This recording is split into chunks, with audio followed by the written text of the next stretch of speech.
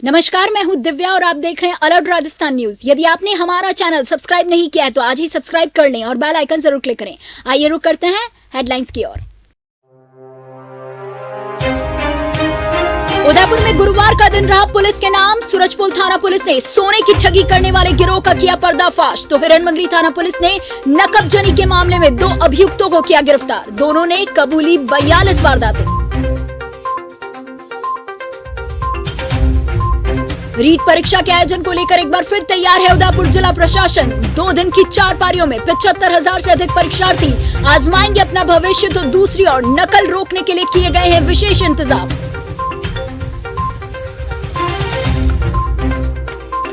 और कन्हैयालाल हत्याकांड की गूंज सुनाई दी संसद में। सांसद अर्जुन लाल मीणा ने संसद में दावत इस्लामी संगठन पर प्रतिबंध लगाने के साथ जल्द से जल्द आरोपियों को फांसी की सजा देने की उठाई मांग।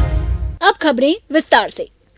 सोने के कारोबारी बन उदयपुर शहर में लोगों के साथ ठगी करने वाली गैंग का पर्दाफाश करते हुए सूरजपुर थाना पुलिस ने एक महिला सहित कुल 4 आरोपियों को गिरफ्तार कर लिया है। पुलिस ने इनमें 50 ग्राम सोने के बिस्किट, साथ ही 17 अलग अलग मोबाइल कंपनियों की सिम, 25 से 30 एटीएम और क्रेडिट कार्ड भी जब्त किए हैं। सूरजपुर थाना अधिकारी लीला राम ने बताया कि कपिल गहलोत नाम के व्यक्ति ने थाने पर उपस्थित होकर रिपोर्ट दर्ज करवाई कि उसके साथ एक महिला सहित उसके अन्य साथियों ने लूट की वारदात को अंजाम दिया है। इसमें 50 ग्राम सोने का बिस्किट ले जाने में सफल रहे हैं। कपिल ने यह भी बताया कि उसकी हालत खराब होने से पिता द्वारा खरीदे गए सोने के बिस्किट को बेचने का मन बनाया। इस दौरान सोशल मीडिया के माध्यम से दीपिका कुंवर से बात हुई और उसके बाद सोने के बिस्किट के साथ घंटाघर बुलाया गया। यहाँ पर पहले सोने का टंच निकलवाकर ऑटो में रंग निवास पहुंची। यहाँ पर पहले से एक कार खड़ी थी, उसमें कुछ लोग सवार थे। ऐसे में वहां पर धक्का मुक्की करने के बाद दीपिका कार में सवार होकर फरार हो गई। इसके बाद पुलिस ने मुखबिर की सूचना पर दीपिका कुंवर को गिरफ्तार किया और कढ़ाई से पूछताछ की तो उसने अपना जुर्म कबूल किया और उसके अन्य साथियों के बारे में जानकारी दी। इसके बाद पुलिस ने बाड़मेर के रहने वाले नजीर मोहम्मद, पाली के रहने वाले साहिद उर्फ राजू और महेश प्रजापत को गिरफ्तार कर लिया है। इसके बाद पुलिस ने 4 आरोपियों के पास से सोने का बिस्किट भी जब्त कर लिया।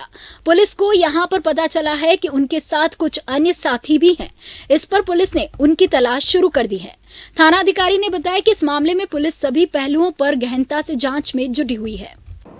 परसों 19 तारीख को एक युवक युवती के लड़ने की सूचना पर पुलिस मौके पर पहुंची थी। दोनों आपस में पैसे और सोने की बात को लेकर के लड़ाई झगड़ा करने पर उतारू थे, जिनको हम उसी समय मौके पे शांति भंग के आरोप में उनको गिरफ्तार किया गया था।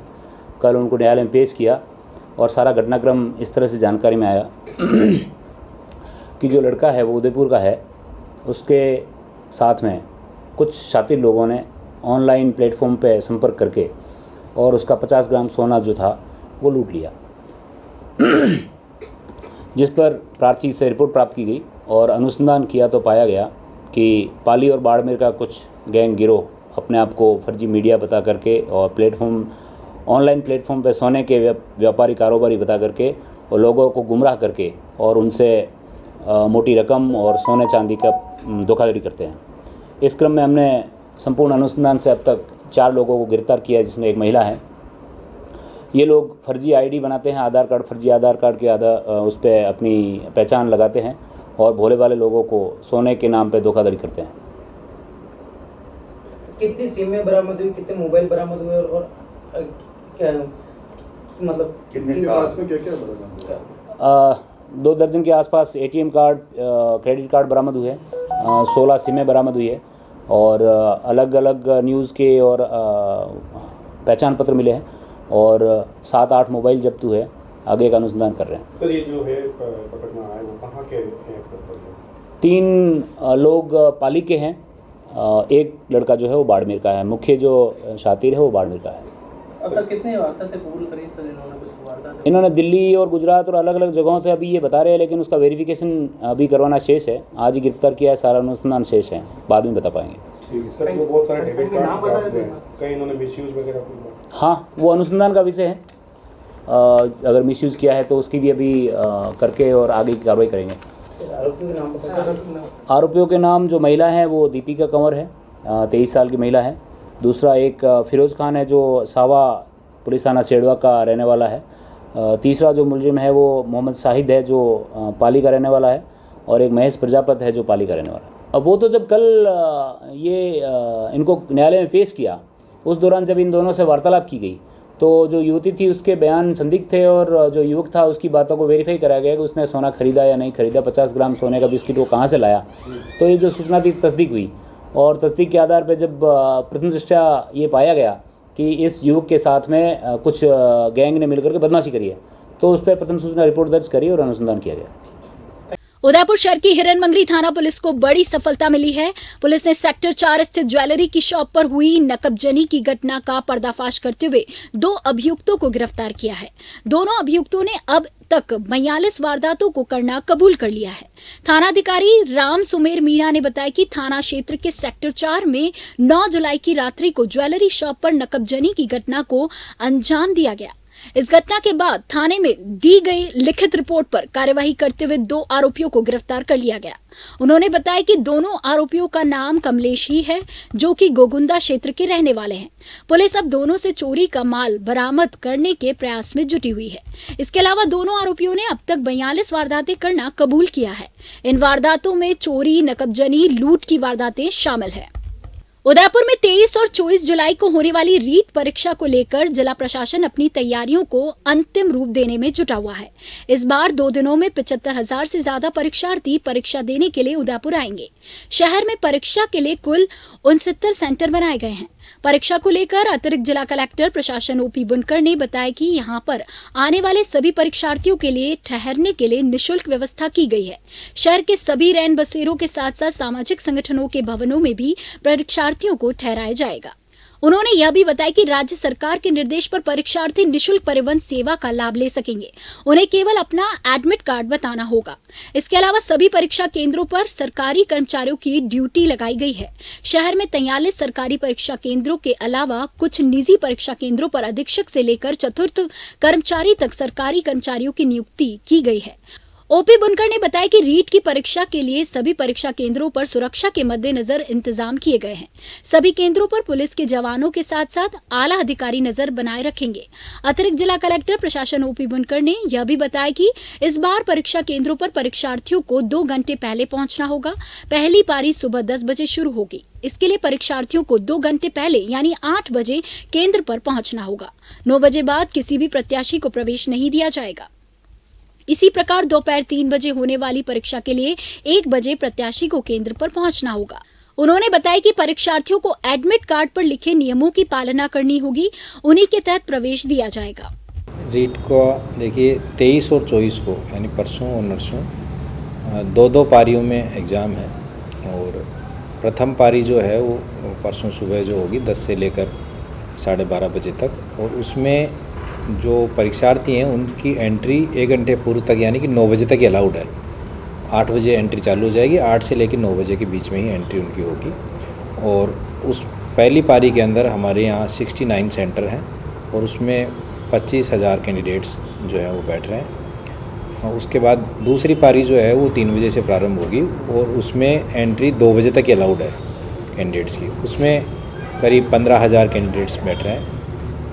संडे को 24 तारीख को जो है वो भी वापस वही 2 पारी के अंदर एग्ज़ाम है।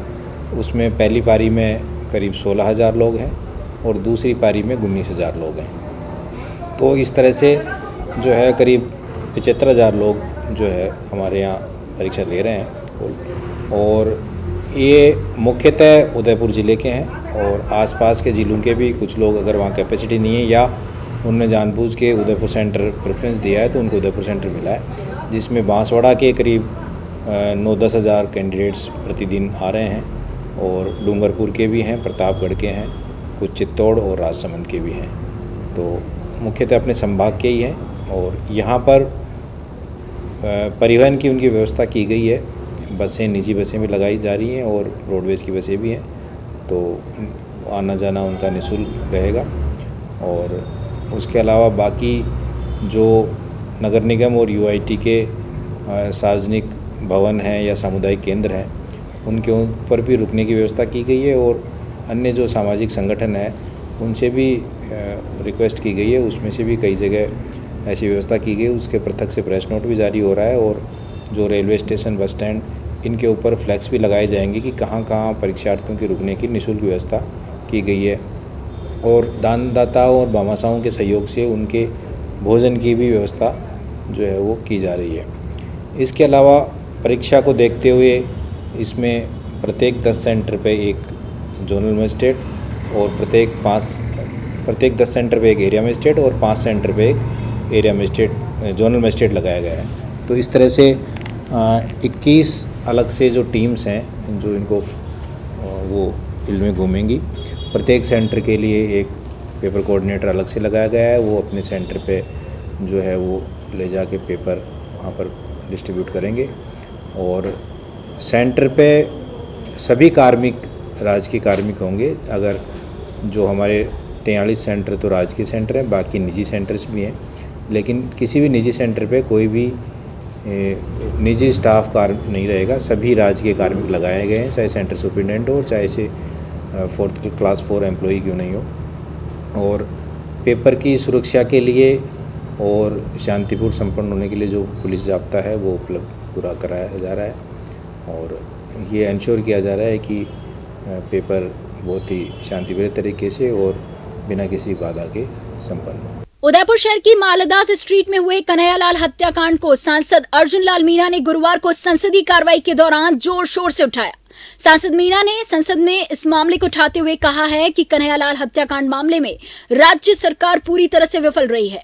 उदयपुर ही नहीं बल्कि पूरे प्रदेश में तेजी से फैल रहे दावत इस्लामी संगठन पर पूरी तरह से रोक लगनी चाहिए। यह संगठन देश के युवाओं को बरगलाने का काम कर रहा है, जो कि घातक है। मीणा ने यह भी कहा है कि कन्हैयालाल की हत्या करने वाले दोनों आतंकियों के साथ साथ उन लोगों को भी फांसी की सजा होनी चाहिए जो कि इसमें लिप्त हैं। इससे शहर में आतंकवादी घटनाओं पर अंकुश लगेगा। श्री अर्जुन लाल मीणा जी। धन्यवाद सभापति महोदय। मुझे नियम 377 के अंतर्गत मेरे संसदीय क्षेत्र उदयपुर के में सांप्रदायिक दंगे के फैलाने की योजनाबद्ध साजिश रची गई। उदयपुर शहर के हाथीपोल क्षेत्र में मालदास स्ट्रीट में कन्हैयालाल टेलर की दुकान में घुसकर गर्दन पर चाकू से वार कर उसकी हत्या कर दी गई। हत्या का लाइव वीडियो बनाकर एक आपत्तिजनक वीडियो भी वायरल कर दिया, जिससे हत्या के बाद सांप्रदायिक तनाव के हालात हो गए। जब इतनी बड़ी घटना की जांच एजेंसियों ने शुरू की तो पता चला इस हत्या के तार पाकिस्तान स्थित दावत इस्लामी संगठन से जुड़े हैं। पाकिस्तान के ऑपरेट हो रहे इस संगठन का असल मकसद भारत में दहशत फैलाना, सांप्रदायिक दंगे कराना है। महोदय, मैं आपके माध्यम से सरकार से मांग करता हूं कि राजस्थान में लगातार फैल रहे दावत इस्लामी संगठन पर अति शीघ्र प्रतिबंध लगाया जाए और मृतक कन्हैयालाल को न्याय दिलाने के लिए जांच स्पेशल केस में लेकर दोषियों को फांसी की सज़ा दिलाई जाए। माननीय सभापति महोदय, अभी हमारे और व्यापारी को इस तरह के वायरल वीडियो किया गया है। हमारे राज्यसभा के मेंबर किरोड़ीलाल मीणा जी को, डॉक्टर किरोड़ीलाल मीणा जी को भी धमकी दी है। इस पे जांच कराई जाए। Thank you sir. उदयपुर शहर से सटी नवीन ग्राम पंचायत बेदला खुर्द के सुखदेवी कॉलोनी के नुमाइंदों के लिए वर्ष 2022 अपार खुशियां देने वाला वर्ष साबित हुआ है। दरअसल नगर निगम की जमीन पर स्थित इस कॉलोनी में 28 से अधिक परिवारों ने अपने मकान बना दिए थे, लेकिन मकान बनने के कुछ वर्ष बाद पंचायत द्वारा दिए गए पट्टों को नगर निगम ने अवैध मानते हुए इनको तोड़ने के निर्देश जारी कर दिए और बुलडोजर चलाकर कई कब्जों को ध्वस्त भी किया। साल 2015 से पट्टे की आस में लोगों ने ग्राम पंचायत जनप्रतिनिधियों, नगर निगम के अधिकारियों के सामने कई बार चक्कर लगाए, लेकिन सफलता नहीं मिली। इसी बीच जब बड़गांव उप प्रधान प्रताप सिंह राठौड़ के सामने जनता की यह जायज समस्या आई तो वे इस समस्या के निदान के लिए क्षेत्र के लोगों के साथ सारथी के रूप में जुड़ गए। क्षेत्र के बाशिंदों ने अपने मकान के पट्टों के लिए उच्च न्यायालय का दरवाजा खटखटाया। हाईकोर्ट की ओर से भी 2019 में पीड़ितों को राहत प्रदान करते हुए पट्टे देने का लिखित आदेश जारी हुआ, लेकिन संबंधित विभाग और अधिकारियों के ढुलमुल रवैये के चलते पीड़ित लोग इससे वंचित ही रहे। इसी बीच क्षेत्र के कुछ जागरूक लोग उम्मीद की किरण के रूप में उप प्रधान प्रताप सिंह राठौड़ से संपर्क साधा। जिस पर राठौड़ ने नगर निगम के आयुक्त हिम्मत सिंह बारहट और उप महापौर पारस सिंघवी से कई बार मुलाकातें की और पीड़ित परिवारों को पट्टे दिलाने की दमदार पैरवी की और नतीजन आज मकान के पट्टे इन लोगों के पास हैं। राठौड़ के अलावा पीड़ितों की संघर्ष समिति आयुक्त हिम्मत सिंह बारहट, उप महापौर पारस सिंघवी का भी इस प्रक्रिया के पूर्ण होने में महत्वपूर्ण योगदान रहा है। हम बेतला सलाई में रहते हैं और 21 सालों से हमारा ये पट्टों का संघर्ष चल रहा था। दिन रात हमें इसकी टेंशन रहती थी कि कभी भी कुछ भी हो सकता है। 2016 में भी हमारे साथ ऐसा ही हुआ और अब आज हमें पट्टे मिल चुके हैं, इसलिए हम बहुत खुश हैं। और जब ऐसा सुनते थे कि आज ये आ रहे हैं, आज वो नोटिस आ रहा है, आज वो नोटिस आ रहा है, तो हमें बहुत घबराहट होती थी कि अगर ऐसा कुछ हो गया तो हम कहाँ जाएंगे, हमारा क्या होगा। हमारी सुनवाई करने वाला कोई नहीं था।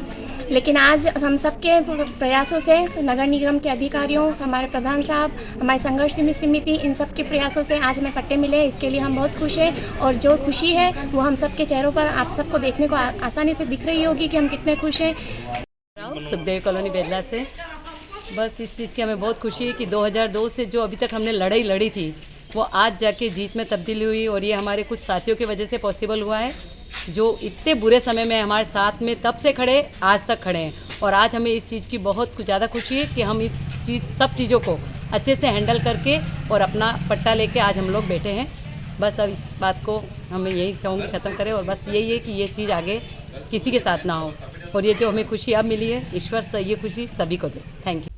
केंद्र सरकार की ओर से खाद्यान्नों पर जीएसटी लागू करने के बाद अब मध्यम वर्गीय परिवारों के लिए जीना मुश्किल हो सकता है। दरअसल कुछ दिन पहले केंद्र सरकार ने सभी प्रकार के खाद्यान्नों पर जीएसटी लागू करने की घोषणा की थी। इसके बाद अब धीरे धीरे सभी प्रकार के खाद्यान्न महंगे होने की कगार पर हैं। रोजमर्रा की चीजें महंगी होने से सबसे ज्यादा मध्यम वर्गीय परिवारों पर इसका असर देखने को मिलेगा। खुदरा व्यापारियों की माने तो जीएसटी लगने के बाद अब सभी प्रकार के खाद्यान्न पहले से कुछ महंगे हो जाएंगे। इससे आम व्यक्ति का बजट गड़बड़ा जाएगा। पिछले कुछ समय से लगातार बढ़ रही महंगाई से मध्यम वर्गीय परिवारों को आर्थिक रूप से भारी परेशानियों का सामना करना पड़ रहा था और अब जीएसटी लागू होने के बाद सभी प्रकार की खाद्य वस्तुएं महंगी हो जाएंगी। इससे मध्यम वर्गीय परिवारों की रसोई का बजट बिगड़ जाएगा। व्यापारियों की माने तो केंद्र सरकार को एक बार फिर इस पर विचार करना चाहिए और पूर्व की भांति खाद्य वस्तुओं को जीएसटी से बाहर रखना चाहिए ताकि आम व्यक्ति अपना जीवन यापन कर सके। मैं एक व्यापारी वर्ग से बिलोंग करता हूँ। जीएसटी लगने से खाद्य सामग्री जो कि रोज़मर्रा की चीज़ें हैं, हर मध्यम वर्गीय परिवार को इसकी आवश्यकता रहती है।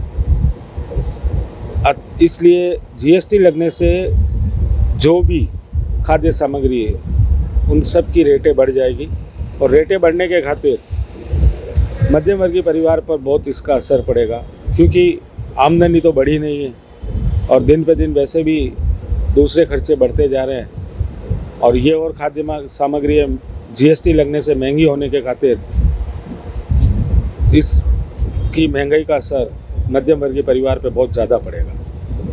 धन्यवाद। उदयपुर जिले के गोगुंदा ओगड़ा मार्ग पर उस समय हड़कंप मच गया जब एक ट्रेलर ने 2 बाइक को चपेट में ले लिया। इस भीषण सड़क हादसे में बाइक पर सवार कुल 5 लोग गंभीर रूप से घायल हो गए। घटना के बाद मौके पर सैकड़ों लोगों की भीड़ जमा हो गई। मौके पर मौजूद लोगों ने घटना की पुलिस को सूचना दी। इस पर पुलिस ने मौके पर पहुंचकर सबसे पहले घायल लोगों को अन्य लोगों की सहायता से एम्बुलेंस के माध्यम से गोगुंदा चिकित्सालय भेजा। यहां पर चिकित्सकों ने प्राथमिक उपचार करने के बाद सभी घायलों को इलाज के लिए एमबी हॉस्पिटल रेफर कर दिया है। घायलों के एमबी हॉस्पिटल में पहुंचने के बाद इलाज के भर्ती करवाया गया है। आपको बता दें कि घटना के तुरंत बाद ट्रेलर चालक मौके से फरार हो गया। पुलिस ने ट्रेलर चालक के खिलाफ मामला दर्ज करते हुए जाँच शुरू कर दी है। इस हादसे में से घायल लोगों में से 2 की हालत गंभीर बनी हुई है। उदयपुर में इन दिनों सोशल मीडिया पर दुनिया भर के यूट्यूब चैनल चल रहे हैं। इनमें कई बेईमान लोग भी कार्य कर रहे हैं जो अपने आप को पत्रकार बताते हुए जिला कलेक्टर कार्यालय में ज्ञापन देने वाले लोगों को अपना निशाना बनाते हैं और अपनी चिकनी चुपड़ी बातों से लोगों को हजारों रुपए का चूना लगा देते हैं। ऐसा ही एक यूट्यूब चैनल सच का सामना नाम से संचालित हो रहा है जो कि लोगों को ठगने का काम कर रहा है। सच का सामना यूट्यूब चैनल सच दिखाने की बात करता है, लेकिन जिला कलेक्ट्रेट कार्यालय में आने वाले ग्रामीण और मासूम लोगों को अपना निशाना बनाता है और उनकी समस्या का जल्द समाधान भुगतान करने की बात करते हुए उनके कॉन्टैक्ट नंबर लेकर उनसे बराबर संपर्क करता है और बारी बारी से पैसों की डिमांड करने लगता है। ग्रामीणों को मीडिया के बारे में पूर्ण जानकारी नहीं होने से वे धोखे में आकर लाखों रुपए भी दे देते हैं। इसमें ठगी का शिकार होने वाले पीड़ित ने गुरुवार को जिला पुलिस अधीक्षक को ज्ञापन भेजकर कड़ी कार्रवाई की मांग की है। मैं सायरा का रहने वाला हूँ, गोखड़ा पंचायत लगती है मेरी, और 16 फरवरी को मेरी बहन का मर्डर हुआ था। मर्डर करने वाला खुद मेरी बहन का पति था सोवन राम, पिता उदय राम जी, और उसकी सास सुन की बाई, और पड़ोस में रहता है रता राम और दौला राम, और एक गोंगा राम करके और है, और इन सब ने मिलकर ये मर्डर किया गया है। साहब हम उसके बाद वो मर्डर हुआ, उसके बाद हम यहाँ आए थे, लाश बरामद हुई। 16 तारीख रात को इन्होंने मर्डर किया और इतने दिन लाश इन्होंने कहाँ छुपा के रखी क्या पता नहीं। 21 तारीख शाम को हम थाने में ही बैठे थे, सायरा में, पुलिस में, थाने में। थानेदार साहब उमेदी लाल मीणा जी ने हमको बुलाया कि यहाँ आओ, तुम्हारी वो कुछ बयान लेने हैं और कुछ करना है। तो हम गए, 4 बजे तक हम वहीं बैठे थे और वहीं से हमारे गांव से फ़ोन आया कि भाई इस कुएं में लाश मिली है, और उन्होंने पुलिस वालों ने और वो मर्डर करने वाला सब ने मिलकर कुएं में से निकाल के लाश ला के हॉस्पिटल में रख दी। और हमको बताया नहीं कि भाई ये तुम्हारी बहन की लाश है कि किसकी लाश है, देखो। फिर हम यहाँ कुएं में से बाहर निकाल, इन्होंने इनकी मर्ज़ी से बाहर निकाल दी। तो उनके उस वजह से हम यहाँ ज्ञापन देने आए थे उदयपुर कलेक्टर साहब को, एसपी साहब जी को। और यहाँ आए तो यहाँ पर फिर दिया ज्ञापन। फिर बाहर मिले पत्रकार 24 न्यूज़ वाले, सच का सामना 24 न्यूज़ वाले। तो उन्होंने हमारी न्यूज़ बनाई तो फिर उन्होंने ये भी कहा, लेडीज़ थी, पता नहीं नाम तो नहीं बताया, उन्होंने ये भी कहा कि इसके बाद भी कुछ काम पड़े तो हमें फ़ोन करना। तो हम घबराए हुए थे कि भाई हमारी बहन का मर्डर हुआ है तो कोई मदद करेंगे हमारी। इस वजह से हमने उनको नंबर भी दिया। उन्होंने हाँ यही लेडीज़ थी, यही हाँ। क्या हुआ? फिर इन्होंने वीडियो बनाया, फिर बोला कोई भी काम पड़े तो कॉल करना, नंबर भी दिया हमको और हमारा भी नंबर लिया। और फिर उसके बाद हम यहाँ से गए और लाश का पोस्टमार्टम करवाया। हम करवा रहे नहीं थे, तो गांव वालों के और थानेदार और उप तहसीलदार के कहने पर हमने वो पोस्टमार्टम करवाया। उन्होंने गारंटी लिया था 5 दिन में मुस्लिम को अंदर कर देंगे, जितने भी मुस्लिम हैं सबको। मैंने कहा ठीक है, फिर हमने साइन किया। तो इन्होंने साइन करने के बाद में वो लाश कब ले जाके रात को 1 बजे जला दी, पता ही नहीं। और हमको बोला था कि सुबह 8 बजे आएंगे और दोनों पक्ष मिलकर उसका अंतिम संस्कार कर दिया जाए। और तो ठीक है, हम तो घर पे चले गए, सबके सब कम से कम 50-60 जन थे। बहुत रात देखी, फिर आए और उन्होंने न्यूज़ भी बनाया और बोला कि उसके बाद और भी कुछ काम पड़े, हम आपकी इस केस में हम फुल मदद करेंगे, हमारी पूरी मदद रहेगी। तो दूसरी बार हमारा समाज का बैठक रखी थी, समाज की बैठक रखी थी, तो उधर भी उनको बुलाए। तो उधर भी हमने 4000 रुपया दे के भेजे उनको कि भाई गाड़ी भाड़ा लगता है, वो लगता हम भी समझते हैं। उस दिन आए थे पहले बार तो भी 4000 दे के भेजे। उसके बाद उन्होंने करीब 10 दिन के बाद वापस बोला हमको कि भाई तुमको ये केस सॉल्व करवाना, यहाँ तुम शांति से बैठो। मैंने बोला भाई अभी शांति से बैठे, पैसे नहीं है मेरे पास, तो अगर करवाना चाहते तो 20,000 रुपया लगेगा और हम 3 दिन में इस केस को पूरा सॉल्व कर देंगे और मुस्लिम को, जितने मुस्लिम है सबको अंदर कर देंगे। मैंने कहा आपकी मर्ज़ी, जैसा आपको अच्छा लगे वैसा करो, हमको इस बारे में कुछ पता नहीं है। तो हमको सब पता है। तो वो आए और हमारे से वो 20,000 रुपया फिर नहीं था तो 10, ऐसा बोला आधा करके 2 किस्त में। तो एक बार 10,000 दिया, हमारे घर पे मम्मी पापा के सामने आकर उन्होंने पैसे लिए, ठीक है। और उसके बाद 10,000 कब दोगा, 5 दिन ठहरना पड़ेगा। तो हम तुरंत पैसे का बंदोबस्त किया, ब्याज में निकाल के लेके आए और खाता नंबर दिया आपने, वो न्यूज़ वाले ने वो खाते में हमने डलवा दिया। करीब महीना भर उन्होंने बोला हाँ आपकी कार्रवाई चल रही है। हमने मुस्लिम को पकड़ा भी है, 2 जन, लाश को किसने कुएं में डाले हैं उसको पकड़े भी हैं, बयान भी लिए हैं, लेकिन नाम अभी तक नहीं दे रहे। मैं कहा ठीक है कार्रवाई। आप जन सुनवाई में आए हो? हाँ जी। तो क्या ये बात यहाँ पे भी रखोगे? देखते हैं अभी, पहले इसकी जो आगे जो कार्रवाई, ये जो बात हुई है, हाँ, इस बात को भी यहाँ पर रखोगे क्या? अभी रखेंगे। आने वाले दोनों पत्रकारों ने अपना नाम क्या बताया? राज करके ऐसा कुछ नाम बताया था। राज और राधिका? हाँ राधिका, हाँ ऐसा कुछ नाम है। राधिका पूरा नाम? पूरा नाम राधिका सुथार। कितने, क्या चैनल का क्या नाम था और कितने पैसे ले लिए आपने? सस का सामना 24 न्यूज़। पैसे कितने लिए? टोटल 28,000। शहर के हिरनमंगरी थाना क्षेत्र के मनवाखेड़ा गांव में पुलिस की ओर से चारभुजा मंदिर प्रांगण में बैठक का आयोजन किया गया। बैठक में हिरनमंगरी थाना अधिकारी रामसुमेर मीणा ने कहा कि क्षेत्र में शांति व्यवस्था बनाए रखने के लिए अनावश्यक मैसेज न करें और पुलिस से सीधा संवाद करें। हेड कांस्टेबल कुलदीप सिंह ने IT की जानकारी दी और कैसे ऑनलाइन धोखाधड़ी से बचा जा सकता है इसके बारे में भी बताया। मनवाखेड़ा के लोगों में पुलिस से सीधा संवाद करते हुए अपने क्षेत्र की समस्याओं से अवगत करवाया। थानाधिकारी ने समय रहते समस्याओं के निस्तारण की बात कही। बैठक में ग्राम रक्षक विष्णु पटेल ने आश्वस्त भी किया है कि क्षेत्र में पूरी तरह से लोगों को जागरूक करने का काम किया जाएगा और प्रशासन का सहयोग किया जाएगा। इसके अलावा अधिक से अधिक CCTV कैमरे लगाने के लिए व्यापारियों सहित आमजन से अपील की जाएगी। बैठक में रामलाल पटेल, मानाराम पटेल, उप सरपंच शंभूलाल डांगी सहित कई लोग मौजूद रहे। ऑनलाइन बिजनेस इन्वेस्टमेंट में लाखों की धोखाधड़ी करने वाली महिला के खिलाफ गुरुवार को पीड़िता ने जिला पुलिस अधीक्षक को ज्ञापन सौंपा और कार्रवाई करने की मांग की है। मीरा देवी ने बताया कि वह आंगनवाड़ी कार्यकर्ता है। सहकर्मी करुणा ने ऑनलाइन इन्वेस्टमेंट करने की सलाह देते हुए सराड़ा स्थित महिला एवं बाल विकास परियोजना कार्यालय में कार्यरत अध्यापिका हेमा मीणा से मुलाकात करवाई और ऑनलाइन निवेश का प्रलोभन देकर टोंक निवासी राम रतन मीणा से बातचीत करवाई। सभी ने मिलकर आश्वस्त किया कि 50,000 रुपए का इन्वेस्ट करने से 15,000 रुपए की साप्ताहिक आय होगी। मीरा देवी ने यह भी बताया कि अभियुक्त राम रतन ने षड्यंत्र पूर्वक पेटीएम पर 4,80,000 रुपए ले लिए और अब पैसे नहीं लौटा रहा है। इससे परेशान होकर मीरा देवी ने जिला पुलिस अधीक्षक को ज्ञापन सौंपते हुए सभी आरोपियों के खिलाफ सख्त कार्रवाई करने की मांग की है। मामला तो है ना, मेरी फ्रेंड थी, जब हम दोनों आंगनवाड़ी कार्यकर्ता है, उसने है ना ऑनलाइन इन्वेस्टमेंट के लिए पैसे डालने के लिए बोला था मुझे, और उस पैसे के बदले में उसने मुझे बिना बताए मतलब प्रोडक्ट दिए, 1-1 लाख की वॉच, हार और RO वाटर और मतलब किचन सेट, जो मतलब मेरी जानकारी के बिना है, मुझे पता ही नहीं है मतलब प्रोडक्ट के बारे में। कितने पैसे लगाए? 4,80,000 और है ना हर सप्ताह 15,000 रुपये मतलब आपकी इनकम शुरू हो जाएगी, ये सब बोल रही थी। इसके बाद में अभी बोल रही, और हमें जयपुर होटल में ले जाके रात की 3 बजे उठा के बिना मतलब पढ़ाए और मतलब कुछ भी पढ़ने नहीं दिया और बिना पढ़ाए सोचे समझे हमको कुछ करने ही नहीं दिया, और जो मतलब साइन करवा दिया और अंगूठा लगवा दिया कागज़ों पे, और वो कागज़ हमको दिए ही नहीं है। किस चीज़ के कागज़ थे वो पता ही नहीं मुझे। ले गया कौन था? अरुणा देवी। आपकी इसकी जान पहचान कैसे हुई और क्या करते हैं? वो हम दोनों आंगनवाड़ी में काम करते हैं। तो आज क्या मांग लेके आ रहा है वो?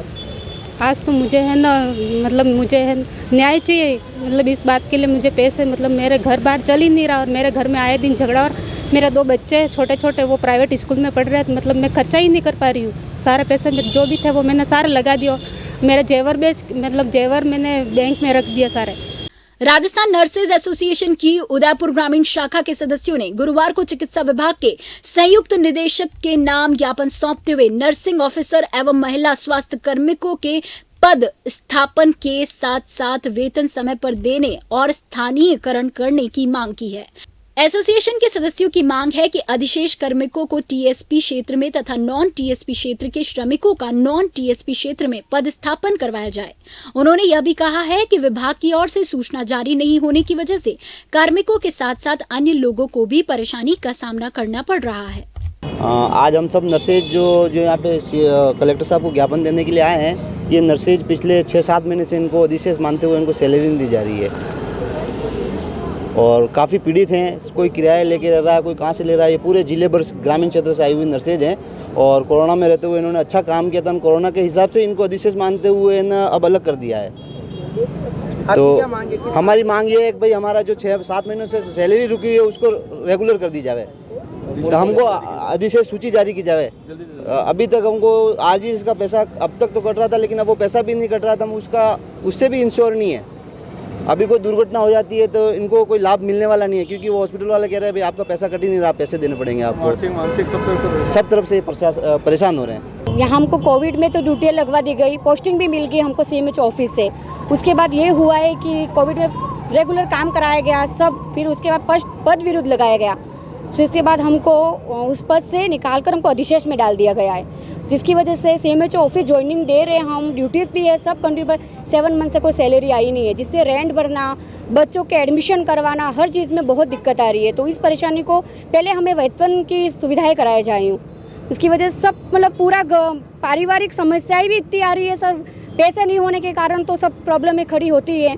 इसे बस ये वेतन की सुविधाएं हमको करा जाए और मूल और ट्रांसफ़र सब अधिशेष वाले ट्रांसफ़र भी करवा रहे हैं, जिसमें हमारी को उदयपुर की सूची नहीं आई है, तो वो भी जल्दी से जल्दी वो भी करवाया जाए। आपकी मांगे अगर नहीं मानी जाएगी तो क्या करेंगे? हम भूख हड़ताल करेंगे। हाँ बोलिए ना, ये सब बोलेंगे ना, सब बोलो, सब भूख हड़ताल परिवार बच्चों से बारह ना पड़ेगा। आइए चलते चलते एक बार फिटनेस डालते हैं आज की हेडलाइंस की ओर। उदयपुर में गुरुवार का दिन रहा पुलिस के नाम। सूरजपुर थाना पुलिस ने सोने की ठगी करने वाले गिरोह का किया पर्दाफाश, तो हिरनमंगरी थाना पुलिस ने नकबजनी के मामले में 2 अभियुक्तों को किया गिरफ्तार। दोनों ने कबूली 42 वारदातें। रीट परीक्षा के आयोजन को लेकर एक बार फिर तैयार है उदयपुर जिला प्रशासन। 2 दिन की 4 पारियों में 75,000 से अधिक परीक्षार्थी आजमाएंगे अपना भविष्य, तो दूसरी ओर नकल रोकने के लिए किए गए हैं विशेष इंतजाम।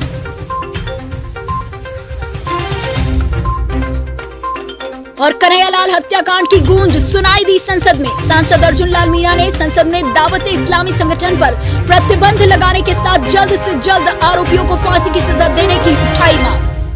अलर्ट राजस्थान के इस बुलेटिन में फिलहाल इतना ही। दीजिए इजाजत दिव्या को और बने रहिए चैनल अलर्ट राजस्थान न्यूज के साथ। नमस्कार।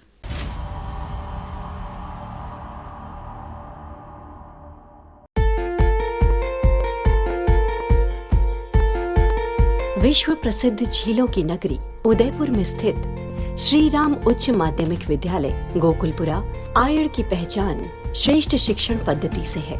27 वर्ष पूर्व शिक्षा क्षेत्र में श्री सत्यनारायण जी चौधरी द्वारा नर्सरी के 50 बालकों से स्थापित इस विद्यालय में आज 1200 से भी अधिक बालक बालिकाओं को प्राथमिक शिक्षा से उच्च माध्यमिक शिक्षा में विभिन्न संकाय तथा विज्ञान, वाणिज्य और कला शिक्षा में राज्य में अपना उत्कृष्ट स्थान बनाया है। ये विद्यालय राजस्थान माध्यमिक शिक्षा बोर्ड अजमेर से मान्यता प्राप्त है। श्री राम उच्च माध्यमिक विद्यालय उन बच्चों की सेवा कर रहा है जो गरीब एवं मध्य वर्ग से है। कम विद्यालय शुल्क में अधिकतम सुविधा देने वाला एकमात्र विद्यालय है, जहां सुसंस्कारित योग्य शिक्षक, श्रेष्ठ कक्षा कक्ष एवं आधुनिकतम सुविधाओं से युक्त 4 मंजिल में स्थित भवन इस विद्यालय की विशेष पहचान है। विद्यालय में बालकों को गुरु शिष्य परंपरा, बालकों के सर्वांगीण विकास के अंतर्गत शारीरिक विकास की ओर विशेष ध्यान दिया जाता है। इस विद्यालय में आधुनिकतम कंप्यूटर लैब, उपकरणों से परिपूर्ण प्रयोगशाला एवं पुस्तकालय स्थित है। श्रेष्ठ परीक्षा परिणाम एवं प्रतिभाओं का विकास हमारी विशेष पहचान है। हमारे स्कूल का उद्देश्य है हिंदी भाषा और संस्कृति को बढ़ावा देना। शिक्षित भारत, उन्नत भारत। जय हिंद। लाओ तुम्हारे लाल को इंसान बना देंगे, दुनिया पूजे इतना महान बना देंगे।